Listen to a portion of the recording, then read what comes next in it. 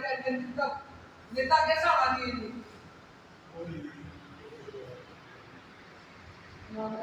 ईमानदार होना चाहिए और आज्ञाकारी होना चाहिए और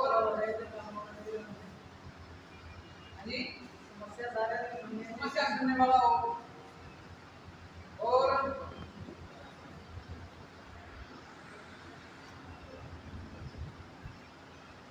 सुंदर हो, अनुभव हो, ज्ञान हो, यही है ना, लोगों को बुद्धि बनाना चाहता है, सामूहिक विकास कराने वाला हो, ऐसे नेता होना चाहिए। क्या अलग से होना चाहिए, पर्सनल काम करवाने वाला होना ही चाहिए, पर्सनल भी होना चाहिए। तो आप भी अपने वार्ड के नेता हो। नेता शब्द ये नहीं है कि अपने गांव का सरपंच है वही नेता है, नहीं, आप भी नेता हो, अपने वार्ड का नेता हो। आपने जो जो गुण बताए हैं वो आपने कितने हैं, जो आपने बताए वो सारे हैं सद्गुणों,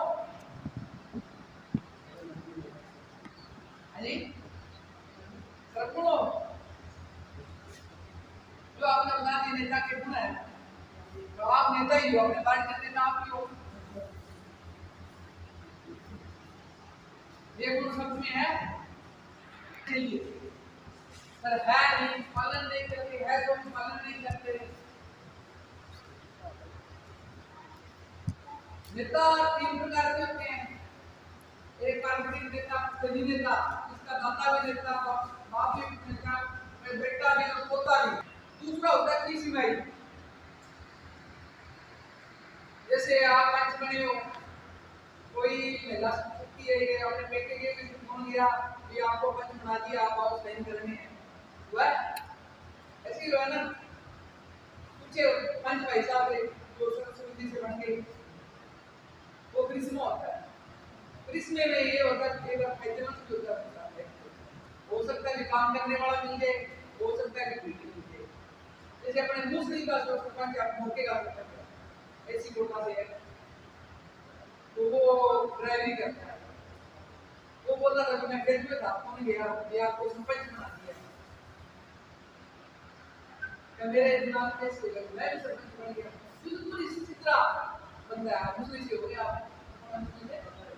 है ना, बिल्कुल इसी तरह बंदा ही है। और उसको फोन किया कि मैं सरपंच आपको सरपंच बना दिया, यही है ना। आज भी ड्राइविंग कर रहा है, आज भी वो ड्राइवर ही है, मुझे ये काम करना पड़ेगा, सच्चाई भी है। भी और कोई सोच ना हो तो काम करना पड़ेगा। ऐसा तो है नहीं कि सरपंची के अंदर दफाई करता है,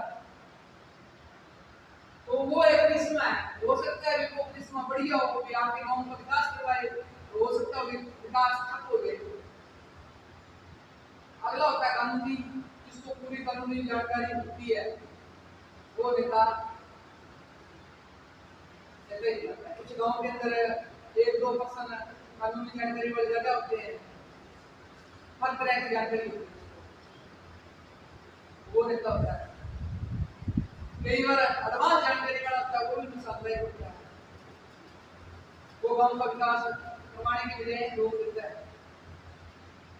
जितना वाले गांव में वहाँ पर एक बंदा ऐसा है जो हर महीने में 2 आर्टिकल लाते रहता है, उससे गांव का विकास होगा या रुकेगा? तो बार बार आर्टिकल लगे तो डिपार्टमेंट से भी थोड़ा बैक लगता है, जवाब देना बहुत मुश्किल होता है। सच्ची आर्टिकल लगनी चाहिए, ये ना हुई मर्जी काम आ गया उसके लिए आर्टिकल लगा, उससे गांव का विकास होता है, सरपंच भी फेल होता है। ऐसा नेता नहीं होना चाहिए जो गांव के विकास में अक्षर पैदा करे, गांव के विकास में सहयोग करने वाले नेता होने चाहिए। मैं ये कामना करता हूँ कि पंच सभी है तो सहयोग करें। सहयोग पंच तभी करेंगे जब सरपंच के साथ मीटिंग में वो सहयोग करें, उसमें कोई पंच जाता नहीं, आगे पता कितना पैसा कहाँ लगा, हर बात का आप लोगों को पता लगेगा जब आप ग्राम सभा में जाओगे तब। अगर ग्राम सभा में ना जाओगे ठीक है, अभी पंच बन गए, घर बैठे हो, साइन कर रहे हो, ग्राम सभा में जाओ, कितना टाइम, 1 घंटा, 1 घंटे में आपको पढ़ के बताते हैं ये प्रस्ताव डाला गया है, रूल पर आप साइन करें। ये नहीं अटके बैठना, साइन नहीं करते हम, ये ग्राम सभा में ना जा रहे हो साइन तो करोगे, अगर 60% के ना साइन हो गए तो पास नहीं होगा, नुकसान किसका होगा, पास ना हो नुकसान किसका है, ग्राम पंचायत का विकास रुकेगा, पूरी ग्राम का किसान, पूरी पंचायत मिलके चलेगी तभी गांव का विकास हो सकता है। वैसे तो पंचों का बहुमत एक साइड हो जाएगा, गांव टूट जाएगा, सरपंच काम नहीं कर सकता, तो उसका फायदा क्या है, नुकसान ही है। सरपंच का क्या है, रोकते का काम नहीं होता, उसका पास नहीं हो रही, गांव का विकास हो गया और एक प्लान बीच में काम हो गया तो 10 साल वेट हो गया। इस प्लान में 10 बड़ियां बनती थी, अगले में 5 बननी थी, इसमें 10 बनी थी, अगले में 15 कैसे बन जाएगी, बन जाएगी। ज्यादा से ज्यादा जितनी भी अगर इमरजेंसी होती है ग्राम सभा के में मैसेज आता है, उसी मैसेज करिए, अगर कोई सरपंच ना मैसेज करे तो आपका पंच को जल्दी ग्राम सभा होगा, ये ना बैठ के आपको कोई फोन करेगा या सरपंच साहब का परेशान करना, उनको 3 करवाने कंपलसरी है, उनकी करेगी बात बढ़ जाती है, ये बात मेंबरों को बुलाना बहुत मुश्किल हो गया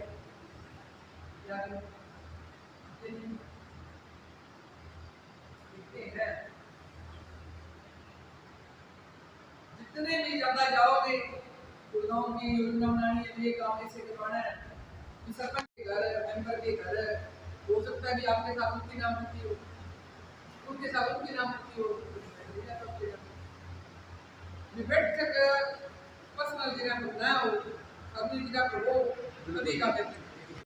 तो सर सबसे पहले नमस्कार। नमस्कार जी। तो सर आज जो मीटिंग रखी गई है सभी ग्राम पंचायतों को पंच हैं, हाँ जी, हाँ जी। तो इसका क्या कारण है? इसका कारण ये है सर कि पिछले 2 सालों से इनकी कोई भी रिफ्रेशर ट्रेनिंग नहीं हुई। अब HIRD नीलोखेड़ी की तरफ से ये ट्रेनिंग प्रोग्राम रखा गया है। भी कुछ सरपंच है बिल्कुल ही एक्टिव नहीं है, भी इनको रिफ्रेश करना है, रिफ्रेश करेंगे तभी ये एक्टिव होंगे।